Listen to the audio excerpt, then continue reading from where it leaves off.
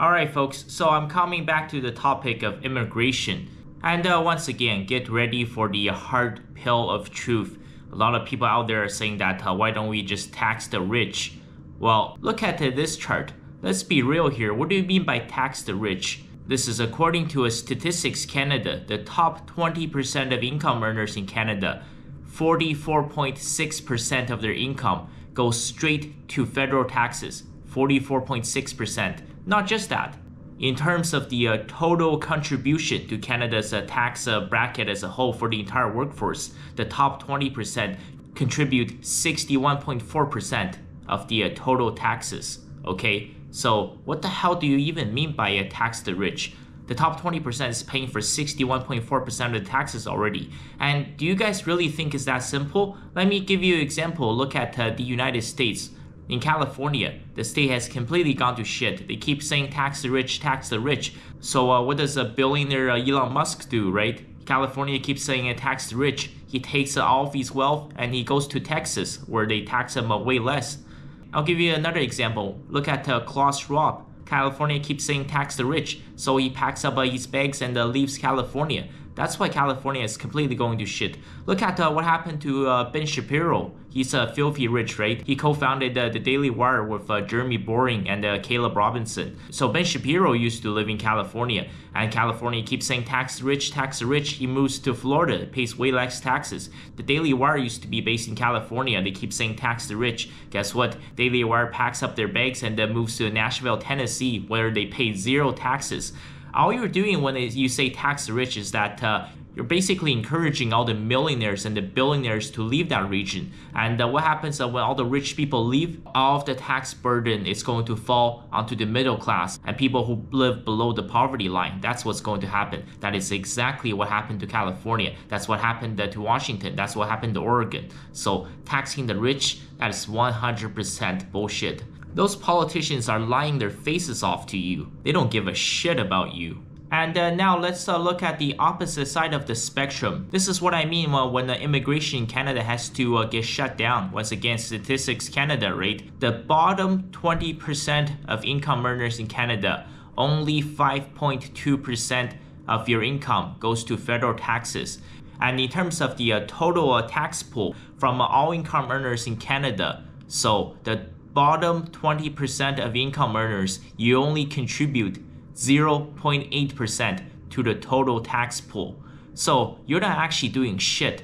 This is the problem with Canada. This is why so many people are going broke, right? Between 2000 to 2024, the number of people making minimum wage in Canada increased by more than 10-folds. That is actually a fact. There are more than 3 million people in Canada making minimum wage now. And I understand it's not quite 3 million, but some of these people are making anywhere between 10 to 50 cents more than minimum wage. So it's basically the same idea. So these people, the bottom 20%, the people who work at Tim Hortons, people who work at Pizza Hut, the Uber delivery drivers, people working at Burger King, people working at KFC. We don't need another 10 million of these people to come from India or any other country.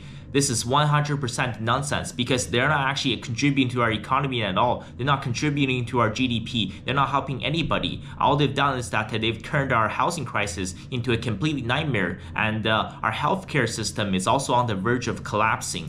You have to really look at the facts. Once again, you need to go to Statistics Canada and look at the real numbers, look at the facts. This is what we're faced with. So Canada is going through a population explosion, but it's not taking in any skilled immigrants. Yes, I agree. We need more skilled workers. We need more doctors. We need more lawyers. We need more engineers. We need more university professors. These are the immigrants who are actually going to come into this country. They're actually going to contribute to our society, and they're actually going to help with the growth of our economy and our GDP. Because remember, the top 20% of income earners in Canada, they contribute to 61.4% of the government's tax revenue. So why is the government not letting these people in? We keep letting in these bottom the barrel garbage workers. All they're doing is that they come to Canada and they end up working at a minimum wage job. And this offers zero benefit and only harm to our country. That's what's happening with Canada. Have a look at this chart. This is from CD Howe. Look at Canada's debt to GDP ratio is 100% collapsed. Canada at this rate is going to become a third world country because we keep importing all of these workers from third world countries just to work at McDonald's and Tim Hortons or Pizza Hut. So our GDP is actually not growing at all. In the past 4 years, since the start of the pandemic, Canada's GDP only grew by 4%, while Canada's national debt ballooned by 40%. So have a look at this chart. There was a reason why between 1991 to 2015, Canada's immigration target was set at a maximum of 250,000 immigrants per year. Because the people working for the federal and the provincial and the municipal governments, they collected every single household data available, and they put together all of these extensive reports, and it's determined from these numbers that basically, according to Canada's economy, the housing market, the healthcare system, the education system, the maximum population growth Canada can actually handle in a single calendar year is no more than 250,000 people per year. So that target was kept for 24 years until 2015 when Justin Trudeau was elected, and he completely opened the floodgate. And last year, Canada welcomed 1.3 million people. So since Justin Trudeau became a Prime Minister of Canada back in November of 2015, Canada's population increased by 7 million. This is why Canada is going through all kinds of crisis mode, because when Justin Trudeau took power in November 2015, the housing vacancy rate in Canada was at 7.2%. Now it's down to 1.5%, and it's dropping every single day. This is what happens when your government goes to the extreme woke left. Everything that turns woke turns into shit. Also, because the vast majority of the new batch of immigrants coming to Canada, they either have zero education or they have zero skill, they have no work experience. So what happens when you stop taking in high-skilled immigrants and you just let in anybody you want to? So Canada's labor productivity rate has completely plummeted over just the past few years. If you compare Canada's GDP per capita to the United States' GDP per capita, Canada is anywhere between 20 to 25% lower. Why is that happening? Because Canada has let in millions and millions of immigrants with zero education and zero skills and zero work experience. So that's why Canada's productivity is so terrible.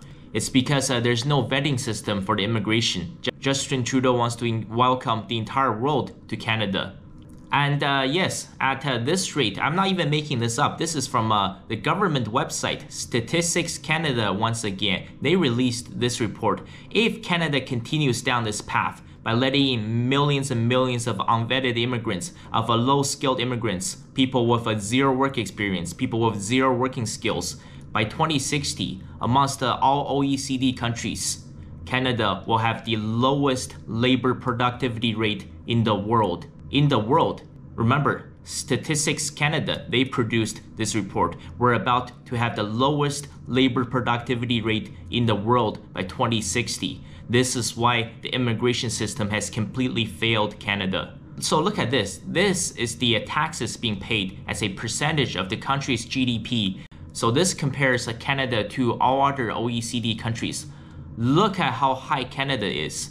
So this is why so many people are so broke in Canada, because the government is taxing the shit out of you. Harder than South Korea, harder than Japan, harder than the United States, harder than Australia, harder than any OECD country. This is why nobody can afford to buy a home anymore. This is why so many people are looking to leave the country. Why is this happening? Once again, it's because the new immigrants are coming to Canada. Canada is not taking in any engineers. We're not taking in any doctors or nurses or lawyers. And we're only taking in Tim Hortons and Subway workers. And remember, the bottom 20% of earners in Canada only contribute to 0.8% of the tax earnings. The top 20% contribute 61.4%. We need more skilled immigrants. We can't just keep taking in these bottom of the barrel people. So what's happening now is that in Canada, there are over 3 million people making minimum wage.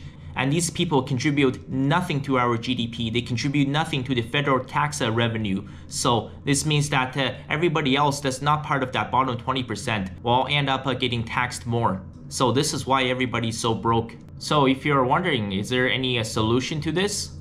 I'm going to be brutally honest. There is no solution. Canada is doomed. Statistics Canada produced this report. This is not propaganda. You can find all of the numbers on the website. It was projected that in 2060, Canada will have the lowest labor productivity amongst all OECD countries, and our debt to GDP ratio will be the worst amongst all OECD countries. So what the hell are you still doing here? It is time to pack up your bags and get the hell out of this frozen wasteland. Justin Trudeau has completely destroyed everything. He has destroyed Canada's past, he has destroyed Canada's present, and he has certainly 100% destroyed Canada's future.